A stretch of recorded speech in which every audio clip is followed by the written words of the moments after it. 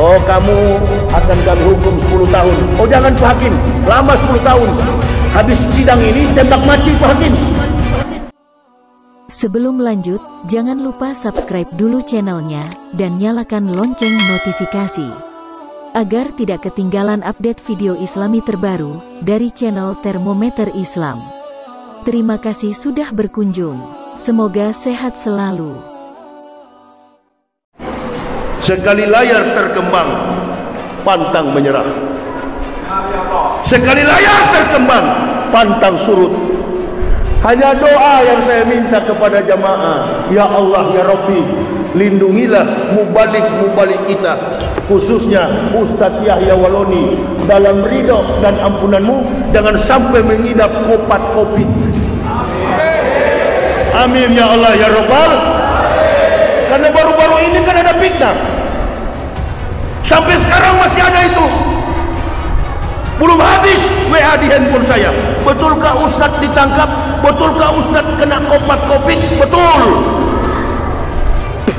Di rumah sakit mana Ustadz? Di rumah sakit Akhirat Jalan Surga.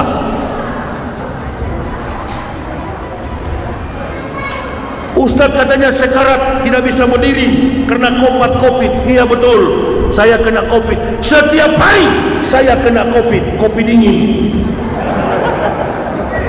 Orang lagi sehat-sehat dibilang covid. Nah ini nih munafik, komunis PKI. Ini. Siapa lagi yang anti ulama? Siapa lagi yang anti Islam? Orang yang tidak beragama. Bahkan ada kafir juga yang berkomentar, alhamdulillah Yahya Waloni, Ustadz sombong katanya, sudah kena covid. Ente saja kafir tidak kena, apalagi Ustadz. Logika dari mana? Bajingan preman di luar sana, kafir tidak sholat, sehat walafiat, kok Ustadz kena covid? Betul, ini covidnya, kopi dingin. Boh,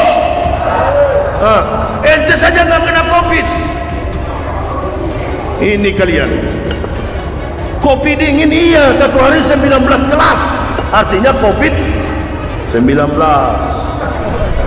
Ya memang satu hari 19 gelas.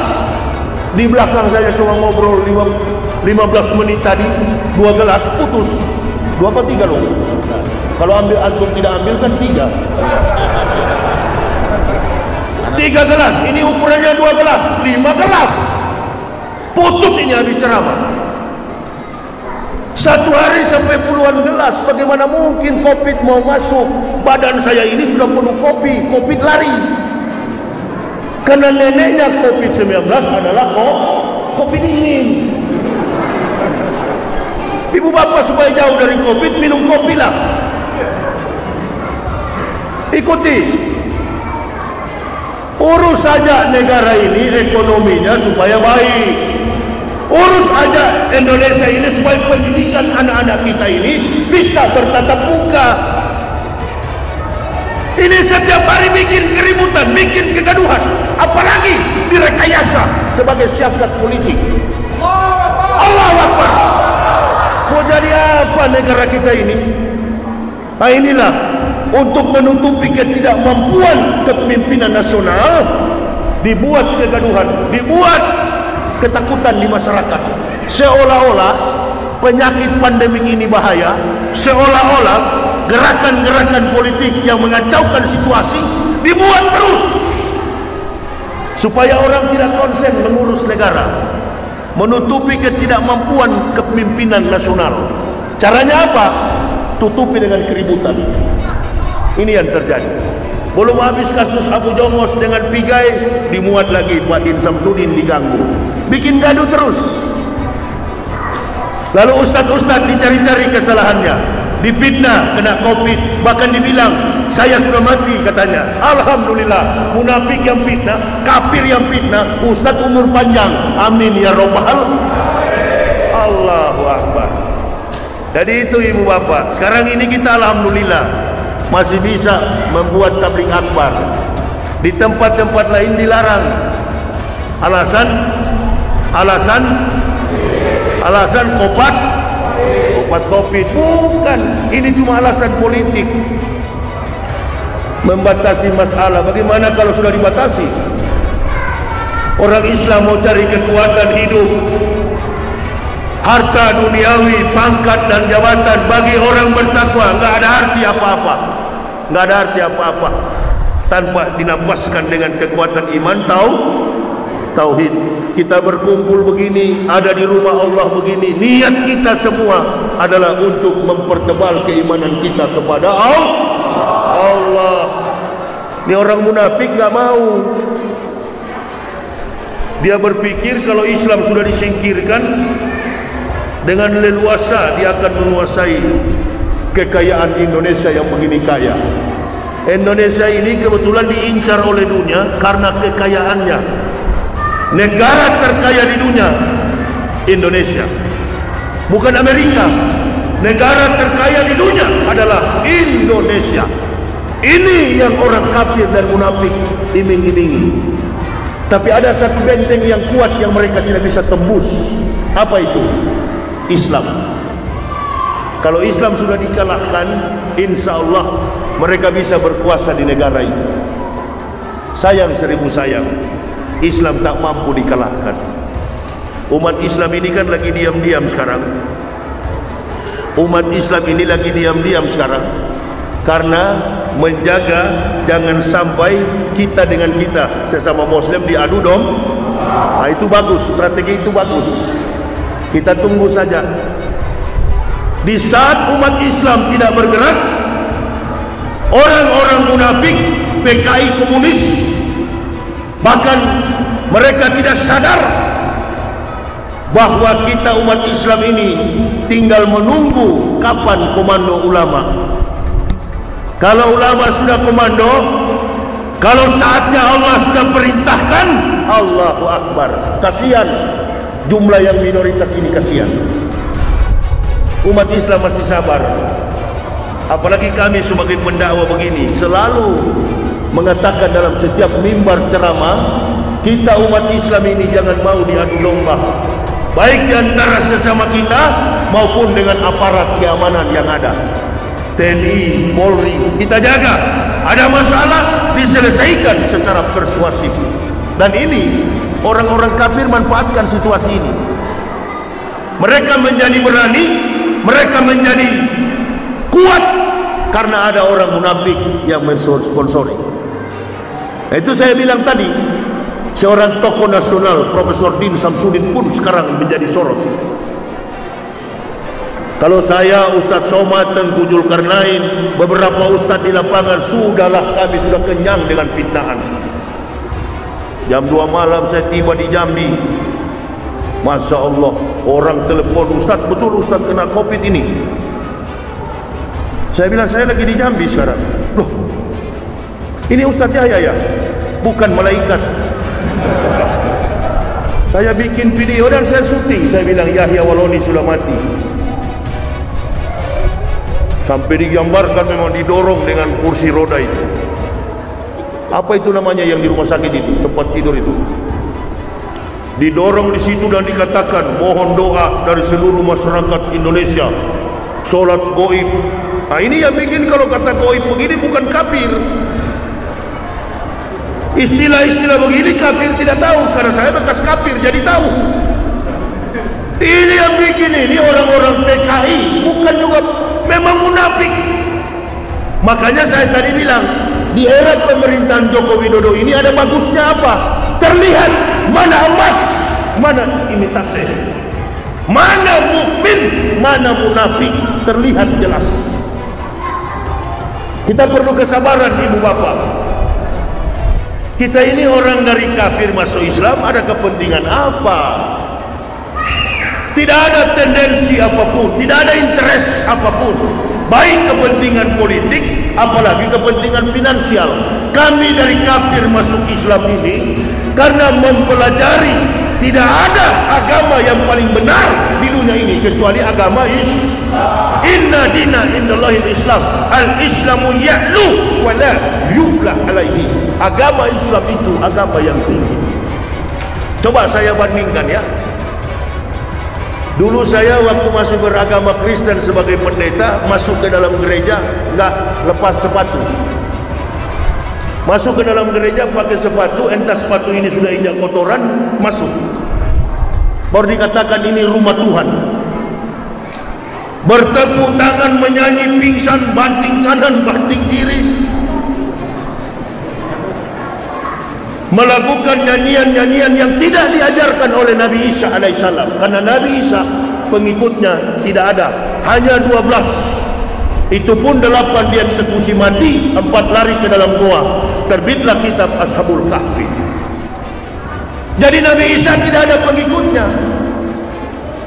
Orang Kristen itu nabinya bukan Nabi Isa, Yesus Kristus Tuhan mereka. Lakum dinukum waliyadin. Laqad kafaral ladzina qalu innallaha masihum ibnu Maryam. Kafirlah orang-orang yang berkata Isa anak Maryam adalah Tuhan selain Allah. Tangkap tuh Yahya Waloni bilang-bilang kafir. Bukan saya bilang, Al-Quran, Al-Maidah. Tangkap tuh Al-Quran. Antum kalau tidak senang sama saya, lapor kepada Tuhanmu yang bekas Tuhan saya juga. Kan begitu. Urusan agama kafir, kopar kafir dilapor. Hapus dulu di Al-Quran, baru saya masuk penjara. Nggak usah dipanggil, saya masuk sendiri. Hapus dulu isi Al-Quran. Laqad kafaral ladzina qalu innallaha masihum ibnu Maryam. Kafirlah orang-orang yang berkata Isa anak Maryam adalah Tuhan selain.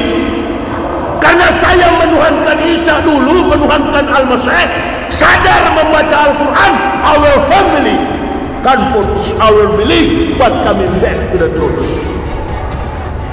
Jadi kami sekeluarga bukan pindah agama, kembali kepada fitrah, sadar membaca Al-Quran. Al-Quran ini bukan buatan Nabi Muhammad, bukan. Itulah berita Injil. Isa yang menyampaikan kedatangan Nabi Muhammad. Kami membaca Al-Quran. Orang-orang yang mentuhankan Maryam, Isa anak Maryam adalah Tuhan selain Allah, mereka adalah kafir. Saya terus sadar, memang saya yang mentuhankan. Di mana pasal? Adakah nanti hakim tanya, apakah betul anda mengatakan orang Kristen kafir? Bukan saya Pak Hakim, Al-Quran. Saya cuma menyampaikan. Kenapa kamu sampaikan? Ya karena Ustaz. Karena Ustaz, saya menyatakan diri pribadi saya sadar kembali kepada fitrah. Oh, kamu akan kami hukum 10 tahun. Oh, jangan Pak Hakim, lama 10 tahun. Habis sidang ini tembak mati Pak Hakim. Saya minta hukumannya tembak. Allahu Akbar. Nggak usah pakai hukum, nggak usah. Karena Ustaz tidak cocok di penjara. Di penjara itu adalah pelaku-pelaku tindakan pidana, perusak aspek sosial masyarakat, maling, perampok, koruptor, pembunuh, pemerkosa, semua pelaku maksiat disimpan ke dalam penjara. Ustaz tidak cocok di penjara, bagusnya tembak mah. Itu yang kami cari. Allahu Akbar. Tunggu saja saatnya nanti. Di mana posisi saya nanti? Paling depan. Apabila terjadi perang, saya akan paling depan di antara yang terdepan. Makanya 15 tahun saya berdakwah, anti saya dikawal. Wallahi bikuli sayyidin alim. Hanya dengan bini anak. Kurang apa lagi? Antum kalau tidak senang, inilah bangsa kita ini sudah terbiasa. Tidak mau berdialog, tidak mau berdebat dengan rasional, menghina-hina, menjatuhkan reputasi para tokoh, termasuk menjatuhkan reputasi para ulama. Nah, itu tindakan siapa itu? Itu tindakan siapa? PKI, bukan orang beragama, bukan orang beragama. Itu tindakan bukan orang beragama. Ibu bapak, saudara-saudara rahimakumullah, saya dari agama Kristen. Waktu saya jadi pendeta, tidak pernah memerintahkan orang Kristen membunuh orang Islam. Enggak ada. Konsep yang ada di Kristen, kasihilah sesamamu manusia seperti dirimu sendiri. Itu konsep Kristen. Tapi untuk pemurtadan, untuk mendangkalkan akidah, untuk memurtadkan umat Islam, itu adalah konsep Kristen. Paham kira-kira? Paham kira-kira? Agama manapun tidak mengajarkan kekerasan kepada agama lain. Jadi kalau yang menikam ulama, yang membunuh ulama, itu bukan orang beragama. Itu sudah terjadi pada peristiwa 1928, 1948 dan 1965. 6 jenderal, 1 perwira korban berdarah tangan-tangan komunis. Dia bisa mengaku Islam, dia bisa mengaku Kristen, dia bisa mengaku Buddha, dia bisa mengaku Hindu. Kenapa kalian terlalu musuhi saya, orang kafir dan PKI? Saya tidak pernah mengajarkan umat Islam ini membenci. Tetangga kita ada yang beragama Kristen, contohkan saya, di masjid ini ada gereja di sebelah, ibu bapak, ini makna toleransi. Ini gereja, di sana masjid, di sana masjid, di sana gereja, di sini masjid. Saya tanya kepada ibu bapak, kalau pendetanya datang kepada Pak Imam, selamat pagi Pak Imam. Ya memang pagi Pir. Ada apa? Ini kan hari Minggu, boleh nggak kira-kira jemaat saya parkir mobilnya di halaman masjid? Imam kasih atau jangan? Imam kasih atau jangan? Kasih, itulah toleransi. Oh silakan Pak Pendeta, kebetulan hari Minggu begini parkirannya kosong, kecuali Jumat full. Silakan, untuk menjaga toleransi antar umat beragama. Tapi boleh mau kasih tahu Pak Imam, Pak Pendeta, iya kenapa? Cepat-cepatlah pendeta sunat supaya masuk surga. Nah, itu dakwah. Itu dakwah. Itu dakwah. Sampaikan kulil haq walau kana murad. Katakan kebenaran itu walaupun pahit. Ngapain takut-takut? Takut sama siapa? Takut sama makhluk? Lalu anda melanggar perintah Allah. Lebih baik saya melanggar perintah manusia, takut kepada Allah. Nggak ada cerita itu kalau kebenaran. Tidak mungkinlah ustaz melanggar hukum negara, sedangkan hukum Allah saja dia taati, apalagi hukum negara yang ringan-ringan begini. Nggak masuk akal. Allahu Akbar. Makanya nggak benar itu kalau ada tuduhan ustaz melanggar hukum, ustaz melakukan tindak pidana, apalagi keturunan Nabi Habib. Maik pun mati-mati begini, lama-lama ku banting ini. Mana long yang bagus? Ini ketahu mana sudah ini? Lama-lama. Memang lagi panas-panasnya mati lagi. Bukan kaleng-kaleng yang datang ini. Inilah kalau orang, masya Allah, munafikun lihat dia ketawa ini. Mana lu? Itu lagi di kantin. Minum kopi dulu. Bismillahirrahmanirrahim.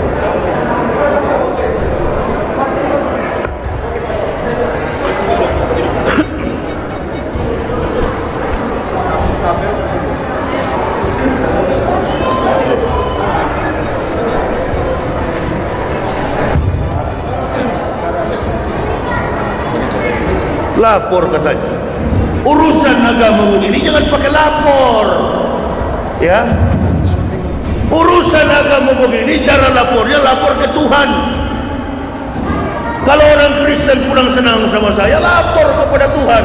Assalamualaikum sus. Salam. Ada apa? Itu Yahya itu kurang ajar betul, coba dia dihukum, bolak-balikan mobilnya, masukkan ke jurang. Saya sering lewati jurang. Masya Allah, ibu bapak pikir gampang ini orang keluar dari Kristen menyangkal Tuhan? Orang kalau keluar dari Kristen disebut menyangkal Tuhan. Kalau orang Islam yang murtad, insya Allah tidak pernah ribut. Orang Islam murtad tidak pernah ribut, karena yang murtad bukan Quraisy Shihab, karena yang murtad bukan tokoh-tokoh penting. Yang murtad itu cuma karena Indomie dan beras 1 liter. Berulang-ulang saya bilang ini. Tapi kalau dari kafir yang masuk Islam, ini tuh ribut seluruhnya. Ini karena pengaruhnya luar biasa. Orang-orang yang punya kemampuan di atas rata-rata. Makanya saya nggak pernah tanggapi yang begini-gini. Nggak pernah saya tanggapi.